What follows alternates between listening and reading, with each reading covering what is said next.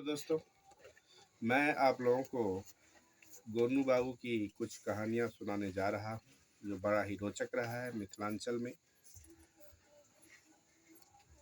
इसमें आज की जो कहानी है वह है बैल का घी। एक बार दरबार में गोनू झा जी के सामने यह प्रश्न आ गया कि आपको बैल का घी लाना है। दरबारी लोग सभी स्तब्ध थे यह सुनकर कि बैल का घी भी हो सकता है। फिर गोनू झा जी को कहा गया कि क्या आपसे हो सकता है। गोनू झा जी ने कहा कि जी महाराज, हमें समय अगर दिया जाए तो हम व्यवस्था कर सकते हैं।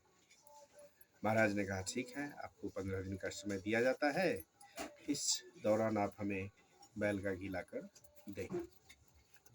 गोनू झा जी अपने घर गए। घर में जाकर बड़ा ही दुखी हो गए और दुखी होने के साथ ही वह खटवा धारण कर ली, यानी दुखी होकर के बात करना सबसे अपने बेटा बेटी परिवार के लोगों से बंद कर दिए।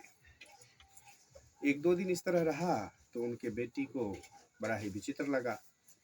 उन्होंने अपने पिता को कई बार चाहा कि बात किया जाए। उन्होंने टोका, कहा कि पापा क्या हुआ है, पिताजी बताएं। वो बार बार इनकार करते रहे। जब बहुत जिद की उनकी बेटी तो उन्होंने कहा कि बिटिया, हमारे साथ बहुत परेशानी हो गया है। परेशानी यह है कि महाराज ने कहा है बैल का घी ला कर देने। यह मैं कहाँ से लाऊं, कैसे लाऊं? मुझे 15 दिन का समय दिया गया है।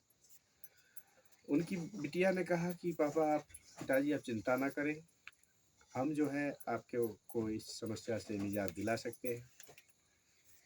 गोनू बाबू बोले ठीक है, देखो तुम कोशिश करके। उनकी बिटिया उसी रात को राजभवन के पास गए और वहाँ पर जाकर एक तालाब था, कुछ कपड़ा वपड़ा लेकर रात को 12-1 बजे धोने लगे। साथ ही जो है वहाँ रोने भी लगे। रोने की आवाज़ सुनकर वहाँ के जो गार्ड थे, प्रहरी सिपाही थे, वो पहुँचा वहाँ और उनसे पूछा कि तुम ऐसा क्यों कर रही हो? अभी रात को इतने बजे, 12-1 बजे क्यों कपड़ा धो रही है, क्यों रो रही हो? उन्होंने कहा कि ऐसा है, हम आपको कुछ नहीं बताएंगे। आप यदि मेरी मदद कर सकते हैं तो आप इसी वक्त महाराज को बुलाएं, उनको इन्फॉर्मेशन दें, सूचना दें। सिपाही गए महल में, महाराज को जगाए, बोले कि जो महाराज, वहाँ एक रात को एक बच्चिया आकर रो रही है, कपड़ा धो रही है। महाराज बड़े आश्चर्य में पड़ गए कि अभी इतनी रात को ऐसा क्यों, कोई क्यों आ गया है। सिपाही के साथ हुआ है, तालाब के पास पहुँचने पर देखते हैं कि वो बच्चिया जो है अभी भी वैसे ही कपड़ा धोई जा रही थी और धोई जा रही थी। महाराज ने पूछा कि बिटिया, तुम ऐसा क्यों कर रही हो? तो बोली कि महाराज, मेरे पिता को प्रसूति हुआ है, बच्चे का डिलीवरी हुआ है, तो इसलिए मैं उनके कपड़े को धोने आई हूँ और मैं इसीलिए दुखी भी हूँ कि हमारे पापा के साथ ऐसा कैसे हो गया। महाराज बड़े आश्चर्य में पड़ गए और बोले कि ऐसा संभव नहीं है, ये तुम कैसी बात कर रही हो? पुरुष को भला कैसे कोई प्रसूति हो सकता है, डिलीवरी हो सकता है?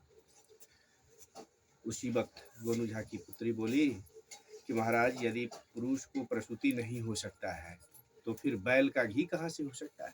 बैल भी तो एक पुरुष है, मेल है, तो फिर वो कहाँ से जो है बच्चे देंगे जो उनका दूध होगा और फिर उसका घी बनेगा। महाराज को समझ में आ गया, बड़े दंग रह गए कि गोनू झा तो बड़े विद्वान व्यक्ति थे। अब उनकी बेटियां भी इस तरह से जो है सो विदुषी निकली। बड़े प्रसन्न हुए, बोले कि अपने सिपाहियों को कि इस विदुषी को कल दरबार में लाया जाए, इसे पुरस्कृत करेंगे, सम्मान करेंगे। और इस तरह से गोनू बाबू की जो विद्वता की कहानी थी वह तो थी ही, उनकी पुत्री भी उनसे आगे विद्वान निकली, विदुषी निकली।